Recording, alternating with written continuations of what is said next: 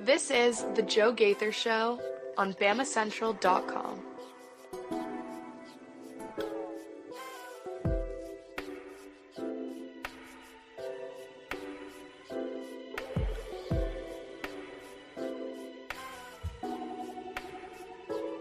Good afternoon, Tuscaloosa, Alabama. How we doing today on this Friday? I hope you guys are ready for a big weekend, a fun weekend, whatever you guys are doing. Thanks so much for spending your Friday afternoon with me, or if you're listening to this anytime, appreciate you guys hanging out on the Joe Gaither Show. You're watching us on Facebook, Twitter, and YouTube. You're listening to us on Apple Podcasts, Spotify, and Amazon. Wherever you get your podcast, you can find the Joe Gaither Show on Bama Central and BamaCentral.com. We're a proud port of the Bama Central Broadcasting Network, and you can always find us on the Bama Central YouTube channel as well. We're going to have hopefully a fun show today. Got a couple of different topics to get into. We invite you guys to jump in and join us on the comment section on Facebook, Twitter, and YouTube at Joe Gaither 6. You can find me on any social media machine at Joe Gaither 6 and shoot me a comment, question, query, or complaint. We got what? 1, 2, 3, 4. I got 5 different topics to get into today. So we're going to just see what we get into and how long we go. Let's start with Alabama basketball. We're going to go Alabama basketball. They're back in the scheduling news this morning. EA Sports put out their deluxe edition of the new EA Sports NCAA football game. We'll break down the cover and talk about some of the storylines that are going along with that. A couple of Alabama players are reporting, or former Alabama players are reporting to NFL minicamp. We're going to talk about 3 first-round picks, the 3 first-round guys, and what they've all decided on their jersey numbers. If you guys are looking for Christmas gifts for your kids or for yourselves, they've all decided on jersey numbers. We'll play 2 over-unders with the 2 defensive first-round picks, Terry and Arnold and Dallas Turner. And then we will finish it up with SEC coaches. The SEC football coaches are in a group chat, I guess, according to Kalen DeBoer. That was Hugh Freeze, right? Hugh Freeze talking to the Next Round Live about the SEC coaches group chat. We'll talk about that dynamic, and then we'll finish it up with a little Alabama baseball. So let's get right into it. The most important or the biggest impactful news that came out today is involving Alabama basketball. Look, once again, Nate Oates. We talked about it yesterday. We talked about the Players, the Players Era Festival yesterday. But Nate Oates doubles down again and schedules another premier home-and-home opponent. Look, last year, Alabama got started on a home-and-home trip with Creighton. Yeah, it didn't go so good playing out there in Nebraska, but Creighton comes to Tuscaloosa this year, and so that's part of the non-conference schedule. Nate Oates putting another high-profile home-and-home series on the table with Purdue. Woo! Alabama's going to go to Purdue next year. And then the Purdue Boilermakers are going to have a return trip to Tuscaloosa. So as of today, your non-conference schedule looks like this: against Creighton at home, against Illinois and Birmingham. You got to remember the Arizona-Birmingham game got postponed till next year. So Illinois and Birmingham at Purdue. You're going to get a handful of games in the Players Era Festival against either Houston, Oregon, Texas A&M, Notre Dame, Rutgers, San Diego State, and then there's still that last team to be determined. There's still that St. John's rumor in Madison Square Garden. It hasn't quite been confirmed yet. And then you have the SEC-ACC Challenge, where a lot of people are talking about it being Alabama at North Carolina. Just what an impressive look. Last year was an impressive non-conference schedule. You played Purdue, Creighton, and Arizona back-to-back weeks. But this is just absolutely murderer's row. And look, you may go through this little schedule, and you may not. You're going to take some lumps. How many games is this? Creighton, Illinois, Purdue, 3, and probably 3 in the Players Era Festival is 6.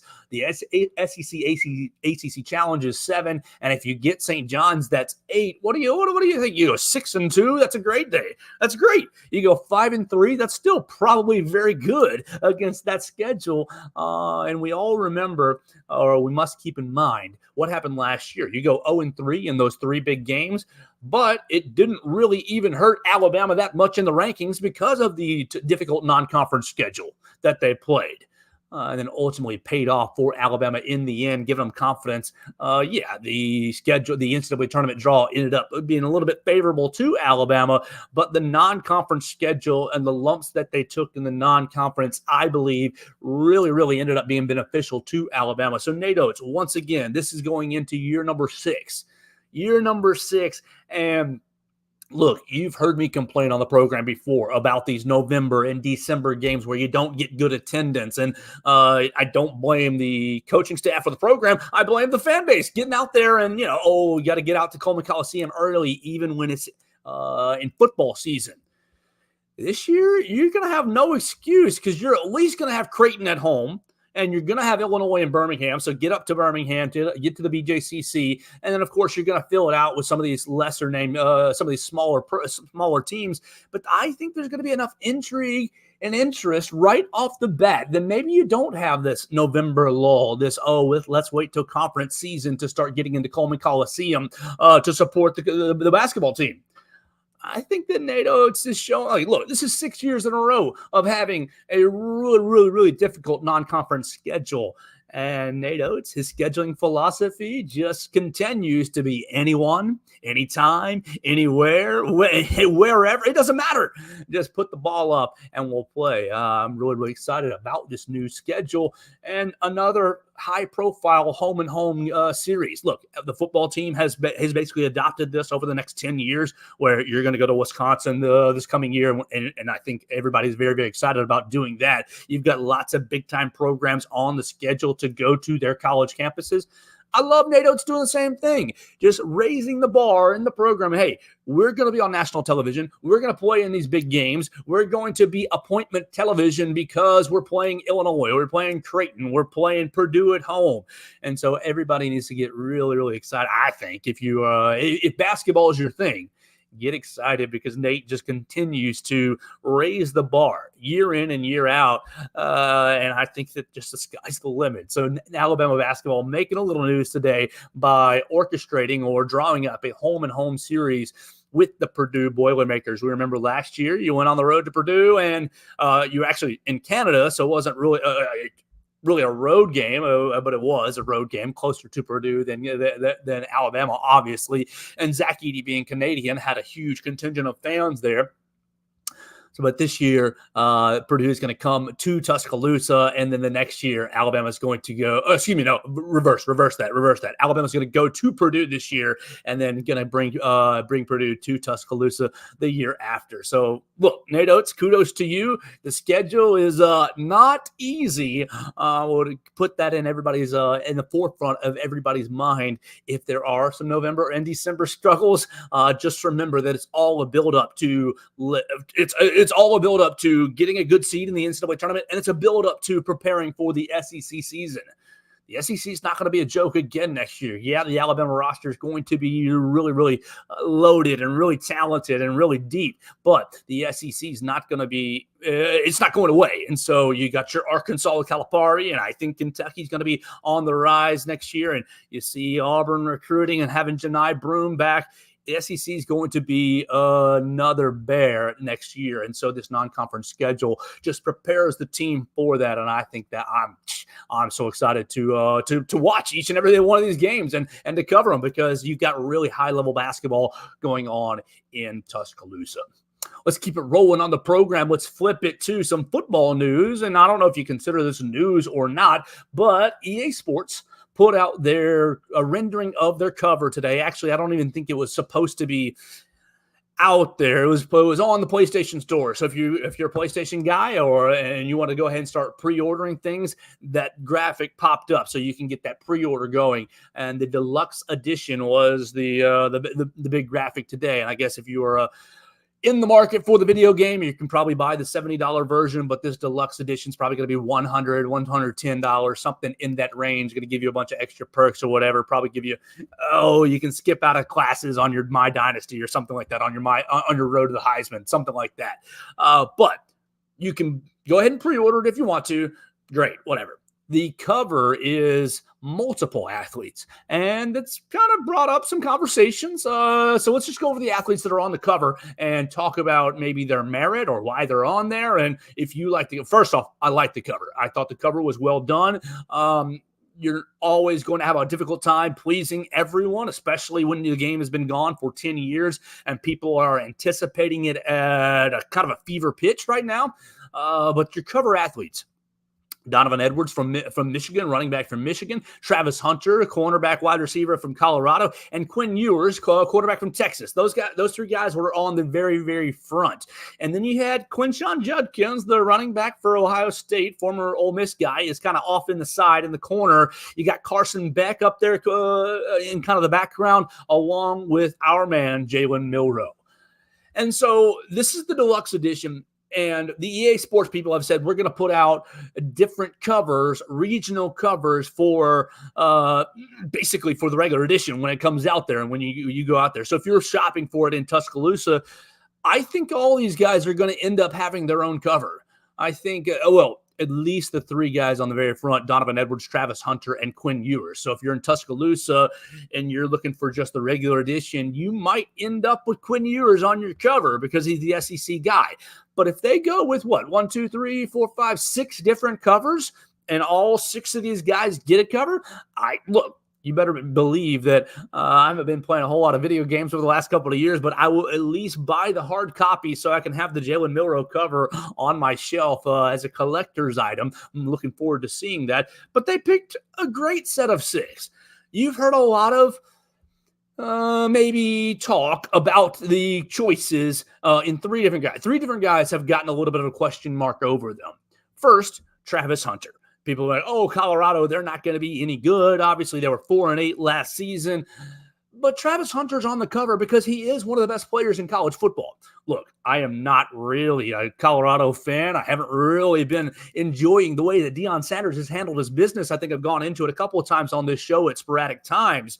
But I think that Deion's kind of mercenary style is not going to work out long term. And I wonder if he's going to leave Colorado after his sons all get through college football. So I wonder about his long-term plans about building the Buffaloes. But regardless of that, Travis Hunter's one of the best players in college football. Travis Hunter, not Shedeur Sanders, in my opinion. Travis Hunter made Colorado appointment viewing. Yeah, I wanted to watch Colorado last year to see how they would do against some of these better teams. And obviously, I kind of enjoyed when they faltered based on how much they talked. But I wanted to watch Colorado not just to see them lose, but Travis Hunter is, honestly, might be the best football player in college football right now. He plays wide receiver at a high level. He plays cornerback at a high level. Now he's probably going to have to stick to one or the other in the NFL. But just as far as a football player, cool, man, Travis Hunter is worth the price of admission. And so I think is a no-brainer for the reason, look, he plays for a program that is like it or not, in the forefront of the media circle because of Deion Sanders and because of his son. And then he just happens to be one of the best players in college football. Like, how many other players do you know that are playing both ways at a high level? Let's think. No one. And so don't hate on Travis Hunter being on the cover. His uniqueness stands by itself, obviously. Unique, one of a kind. But he's one of a kind, and he's also really, really good at both positions. So I don't really think he's out there playing wide receiver and cornerback just for the heck of it. I think he's actually helping Colorado on both sides of the football. So I think Travis Hunter absolutely belongs on the cover. The other 2 guys that are on the cover that have gotten a little, why the heck did this guy get chosen, are Donovan Edwards and Quinshon Judkins. To this, I say, okay, Donovan Edwards. We'll start with him. Donovan Edwards. Let me pull up his stats last year. Donovan Edwards is the Michigan running back. Donovan Edwards. Can't type and talk at the same time. Is the incumbent Michigan running back? No, he's not Blake Corum. Blake Corum basically carried the lion's share of the load last season for Michigan, but he had 120 carries for almost 500 yards, 5 touchdowns last year, 250 yards receiving, and so look, 750 yards from scrimmage and 5 touchdowns for Michigan. It's not popping off the page, but let's all be honest with ourselves. Look through the Michigan roster. Blake Corum, gone. Roman Wilson, gone. J.J. McCarthy, gone. Mike Sainristil, gone. You've really got Donovan Edwards, or you can go with Will Johnson, the cornerback, or Mason Graham, the defensive lineman. Michigan was going to be on the cover. If you're going to have a multiple team cover, then you're going to have the defending national champions on it. Come on, let's just use common sense. Look, I wanted Alabama to win the national championship. That would have been cool, but Michigan did, and they had a great season and really the best team last year. And so you're going to honor that in the cover. And so you look at the three best players on Michigan right now returning, and you think, well, we've already got a cornerback in Travis Hunter. Sorry, I think Will Johnson's a great cornerback. I think he's going to be a first-round pick. But sorry, you get disqualified. And then, look, Mason Graham's probably going to be a top 10 pick. He's an absolute disruptor on the defensive line. But do the average college football fan know Mason Graham? Maybe I'm underselling. Maybe I'm undervaluing the average college football fan's knowledge. But I don't think so. I don't think the average college football fan knows Mason Graham and knows how good he is.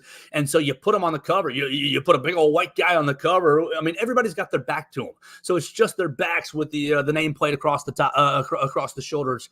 And so what? You put a big old white guy on the cover with a big Graham, and people are like, who is that? Now, the Michigan people would get it, and they would appreciate it, absolutely.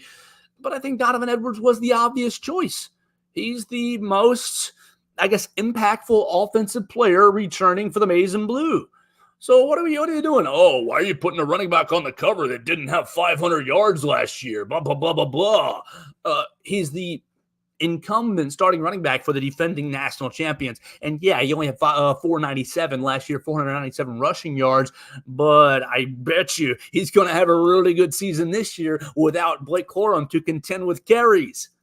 So come on, chill out, people. Donovan Edwards belongs there. You got to have some Michigan representation. They won the national championship. So you got to have him on the cover. And then the other big question mark, people say, why is this guy getting chosen, is Quinshon Judkins. You look at Ohio State, our lads. You look at their depth chart and you see, not the Bobcats. We want the Buckeyes. And you can see, okay, Quinshon Judkins is sitting there. He's running back 1 or 2. That's been the discussion. Why are you putting Quinshon Judkins? He's not even the starter. Ohio State with TreVeyon Henderson basically as their incumbent. How many yards did TreVeyon Henderson rush for? Henderson.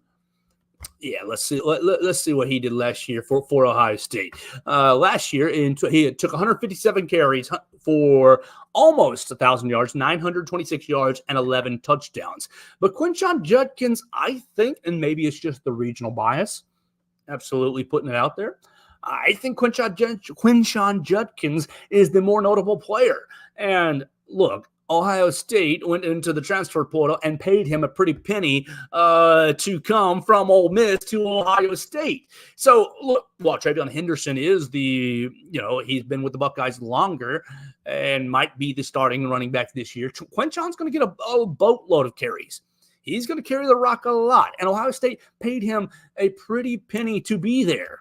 Now, it's not exactly like the NFL in college where the guy with the most money is getting the most touches, but it's sort of like that. I think that Quinshon Judkins is going to be a really impactful player for Ohio State this year. And so, look, people complaining about the cover, I think are just looking for things to complain about. Oh, why isn't my team on there? You got 6 different teams, 6 high-profile players that are in college football. And look, you can't fill up the cover. You can't put 100 players on the cover.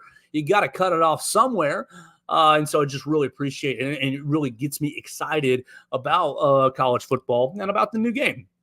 I'm probably going to purchase it. I'll play it through the summer and enjoy it. If you guys are planning on purchasing it as well, let me know. You can let me know your thoughts on the cover. Look, Jalen Milroe on the cover, I think that's my Bama bias, but you got to have an Alabama guy on there. You made the playoffs. You've been the kings of college football for the last 17 years.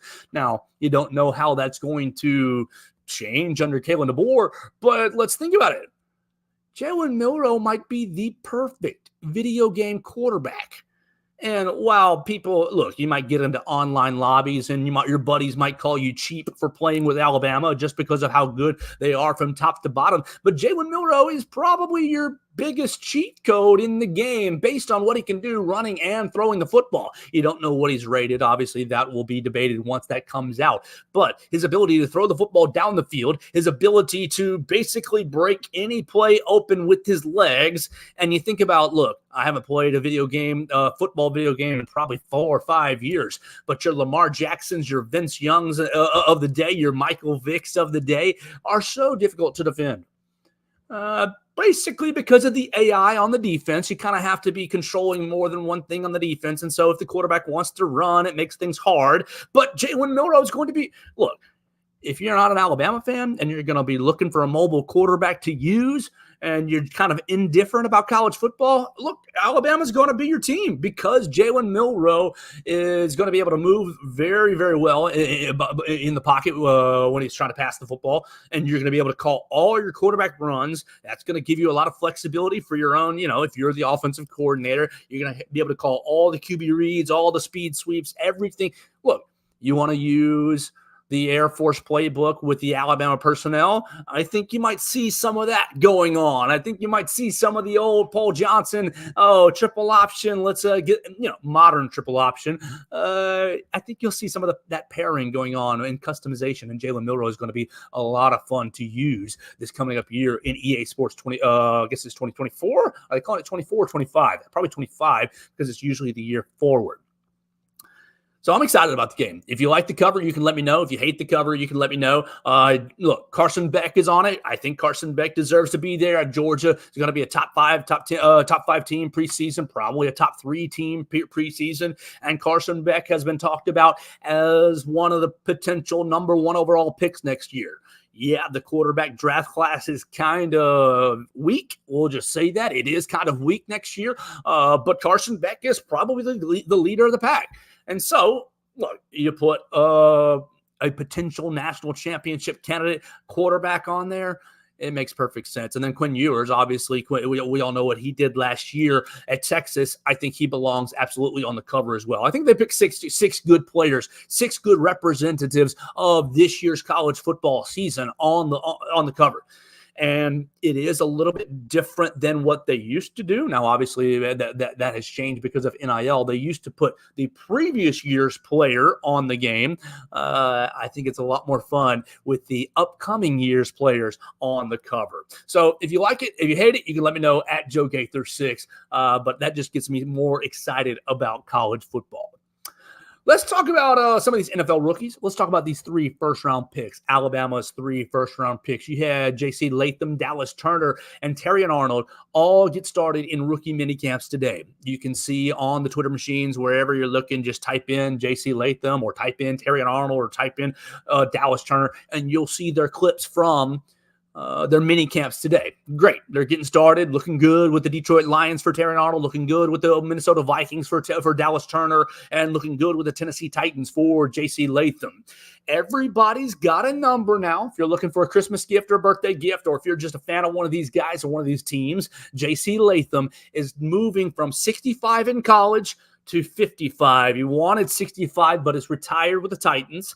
Let me tell you whose jersey that is. Tennessee Titans 65 number retired. Yeah. In fact, the Titans era, no player has worn 65. The last player to wear 65 with the franchise was defensive end Elvin Bethea for the Houston Oilers. But there's a reason why it's retired. Numbers are retired. Let's see. Yeah, perfect. It's retired. That's why he didn't choose it. Who retired it?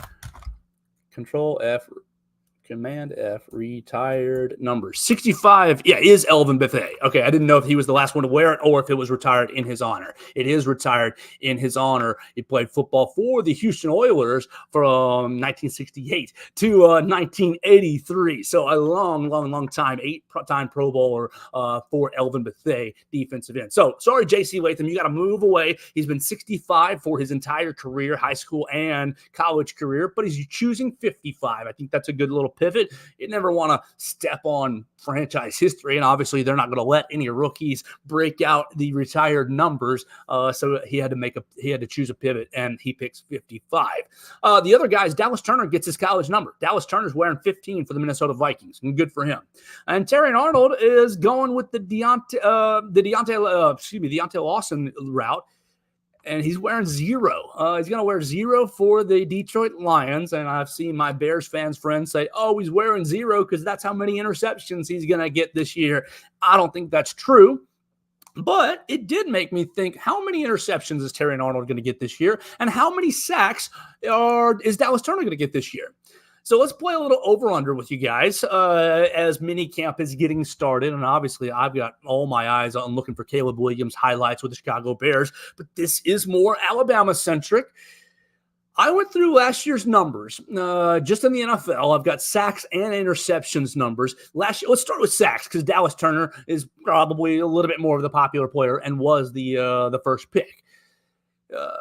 Okay, last year's sack leader was T.J. Watt for the Pittsburgh Steelers. He had 19 sacks. Khalil Mack, Los Angeles Chargers, was 17. I'm just going through a little bit. Montez Sweat with the Bears, 12.5. Bradley Chubb with 11. Oh, Nick Bosa, 10.5. Where's an Alabama guy we can choose? An Alabama we can choose is Will Anderson had 6 or 7, right? Will Anderson had 7. All right, so there's your kind of number. Rookie Will Anderson had 7 sacks last year. A.J. Epinesa, the defensive end from Buffalo, 6.5. You got a lot of guys that are Chase Young, defensive end for Washington last year, had 7.5. Any other Alabama guy? Oh, Christian Barmore, boom. Christian Barmore with 8.5 last year, so great for you. So I set the sack number at 6.5. Will Dallas Turner match Will Anderson's 7 sacks, or will he come up a little short? And I'm going to look, I've got over and under for both these guys. I got Terry Arnold at 3.5 interceptions. We'll get into him in just a second. But for Dallas Turner, I think that he is going to go over the 6.5, not by much, but I think he's at least going to get 7 sacks. I mean, it's 17-game season. He's going to be rushing the passer a lot. It's a passing league. And you think about the NFC North, he's going to be playing against brand new quarterback J.J. McCarthy with he's a Viking. That's not who he's going to be playing with at all. He's going to be going against Jared Goff with the Lions and Caleb Williams, brand new quarterback for the Bears, and Jordan Love. Look, I have high hopes for Caleb Williams, but I know that pocket awareness is one of those things for rookies. He's going to get Caleb Williams a time or two this year. They play him twice. And Jordan Love, while he's been in the league a while, he's going to get Jordan Love a time or two as well. I think he's going to get over the 6.5 that I set for him. And maybe that puts him in conversation for Defensive Rookie of the Year. So what do you think? Do you think he's going to get over or under 6.5 sacks this year for the Minnesota Vikings? You guys can let me know in the comment section. And will that be enough for Dallas Turner to be Defensive Rookie of the Year? Now, flipping to the other defender, it's Terry Arnold.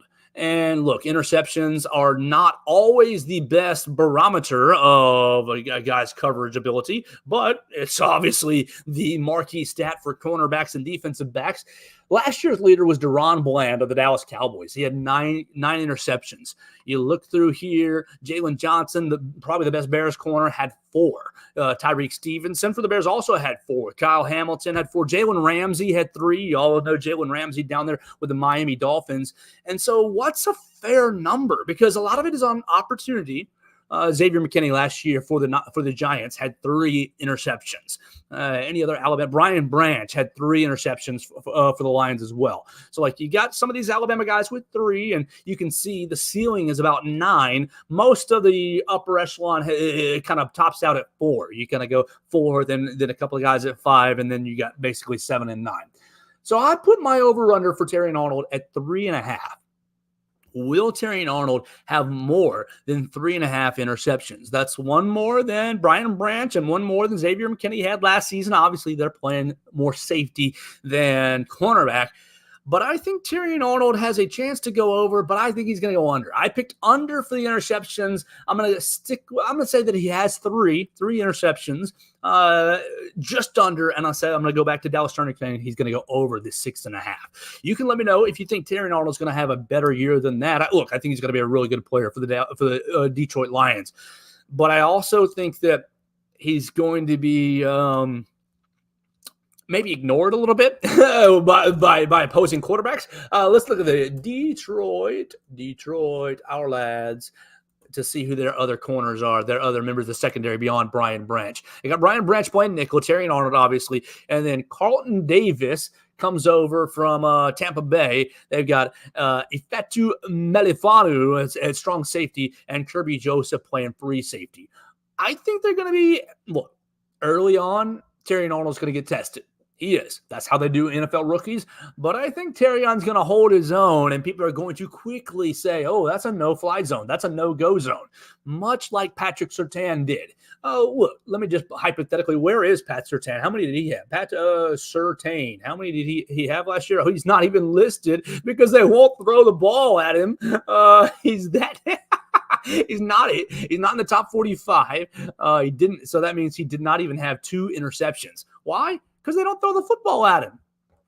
Everybody liked to give a lot of credit to Trayvon Diggs, the Dallas Cowboys corner, and he absolutely deserved it because of how many interceptions he's already had in his young career. But Trayvon Diggs is a gambler. He'll get beat deep, but he'll also get you some interceptions. I don't think that that's the kind of player that Terry Arnold is, and I don't think that's the kind of player that Pat Surtain is. And when you are more a consistent lockdown corner, the quarterbacks tend to not give you a whole lot of chances to make interceptions. So I think Terry Arnold is going to go under the 3.5 interceptions this year. I do think he's going to have a good year, and I do think he's going to be a lockdown corner if he can stay healthy. And I think Detroit's probably going to win the division again. Look, that's just the sign of the times in the NFC North. But they're drafting a bunch of Alabama guys. I won't really hate that, even though it'll hurt my heart a little bit from a Bears fan perspective. So there's the 3 first-round guys. They've all reported to minicamp. You can buy their jerseys now. Terry Arnold locked into number 0. Dallas Turner locked into number 15. And J.C. Latham locking in to number 55. Let's talk about a fun topic, a hypothetical topic. Yesterday, day before, Hugh Freeze joined the Next Round Live. Right up there at the Regions Tradition. We talked a little bit about the Regions Tradition yesterday. And, of course, you can go back and watch that on the BamaCentral YouTube channel or on my pages at Joe Gaither 6 on Facebook, YouTube, and Twitter. Download, rate, and review the show on Spotify, Apple Podcast, or on Amazon if you'd like. But on Wednesday, on the Next Round Live, Hugh Freeze said, all the SEC coaches, all 16 SEC coaches, plus Greg Sankey, are involved in a group chat. And look, everybody's got their feelings one way or another about group chats. My mother hates them. My mother hates group text chains, and that's okay. That's you're certainly entitled to feel however you want about them.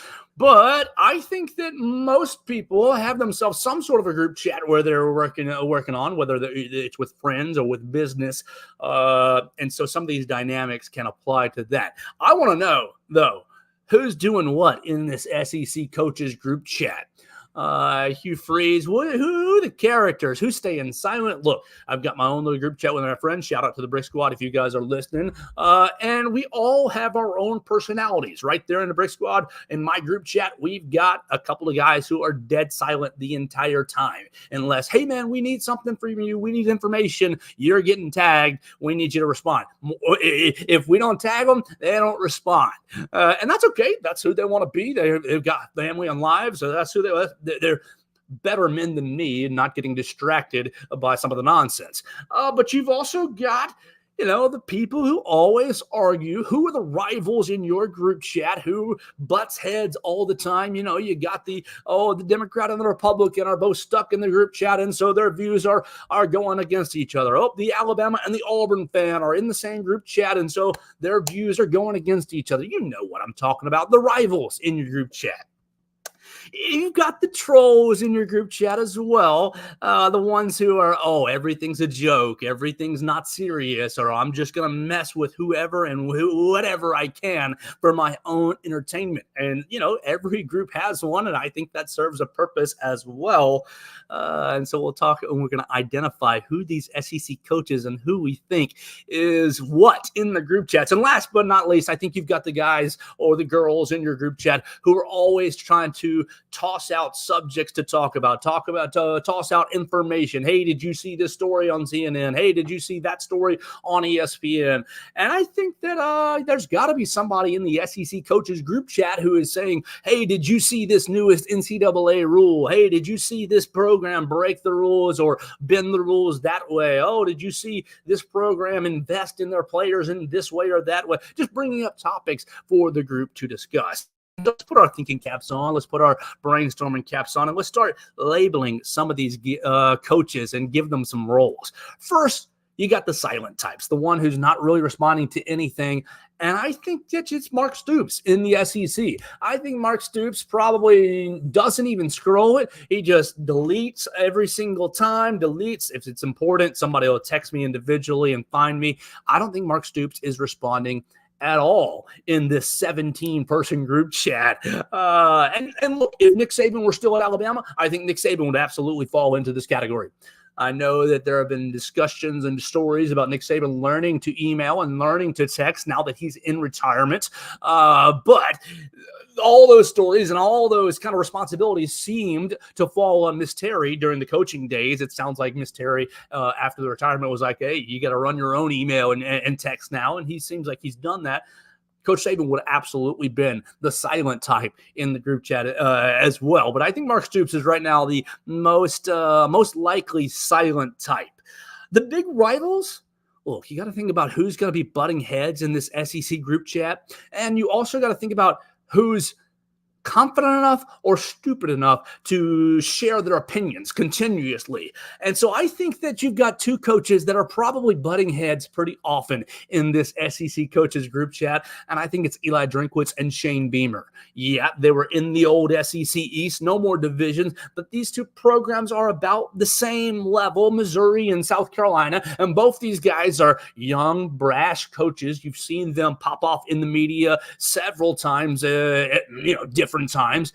I think that Eli Drinkwitz and Shane Beamer probably pick at each other day in and day out if as it stays active, and probably continuously. Man, I don't like that guy. I'm gonna make him look like a fool. I'm gonna get his opinion on that.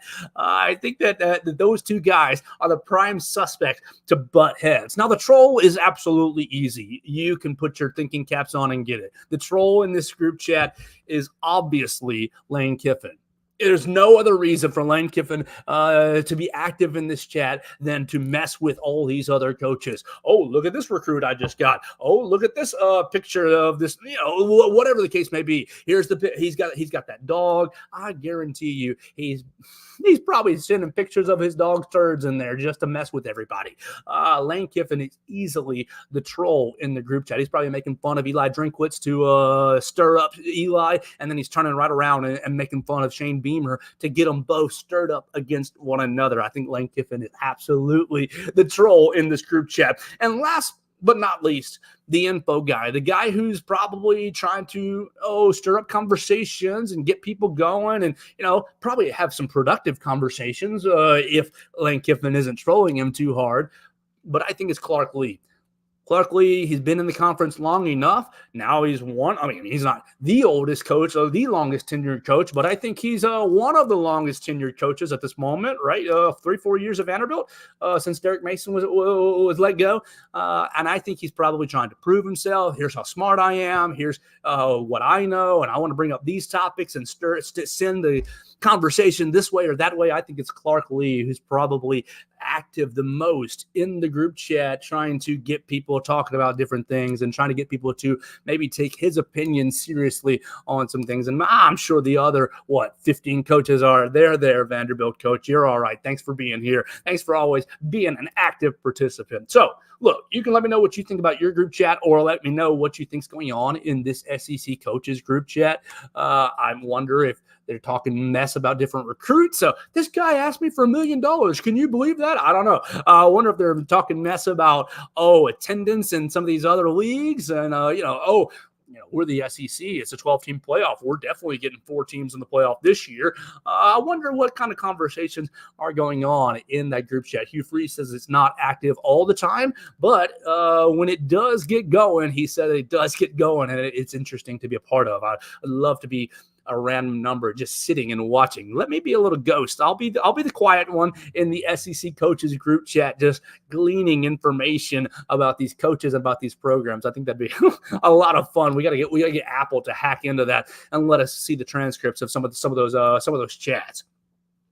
Last but not least for this Friday, and I appreciate everybody who's jumped in and joined us. I see a lot of people who have joined us live. You can always join us live on Twitter, Facebook, and YouTube at Joe Gaither 6, or find us on the BamaCentral YouTube channel. You can always listen to us on Spotify, Apple Podcasts, and on Amazon. The Joe Gaither Show on BamaCentral and BamaCentral.com. Last but not least, big event here in Tuscaloosa over the weekend is Alabama Baseball. It's the last home series of the year. Look, we talked about it with Will Miller on Monday, I believe. We talked about the Mississippi State series from last week and how tough it was based on everybody being sick, or a lot of the team, not everybody. I don't want to be too hyperbolic. A lot of the team being sick. But it's a big weekend. Look, we talked about it yesterday with softball, where they have probably fallen off the line of hosting a regional. And okay, that's not, I don't really want to hammer that too much. But Alabama baseball has a chance. 2 more weeks, and they're right on the outside looking in of hosting a regional. If you didn't make it to Sewell Thomas Stadium last year for Alabama's regional, look, if you don't like baseball, that's fine, and I understand that. But it was an electric atmosphere. And so as far as an event, a place to be, yeah, last year at the regional, Sewell Thomas Stadium was an absolute blast. And look, I don't love baseball, but I love big atmospheres. I love electricity in the crowd and people being there for a reason. And so look, this is the last home series right here in town, unless Alabama hosts a regional. You've got 6 games left before the SEC tournament, and you can get up to Hoover. We'll talk about that in 2 weeks. But 6 games left in the SEC, 3 against LSU and 3 against Auburn. And you look at the SEC standings, and these are gettable games. You look at Auburn; they're 4-20 in the league. Where's my overall over right there? They're 23-24 overall. You look at LSU; they're 9-15 in the league, 32-18 overall.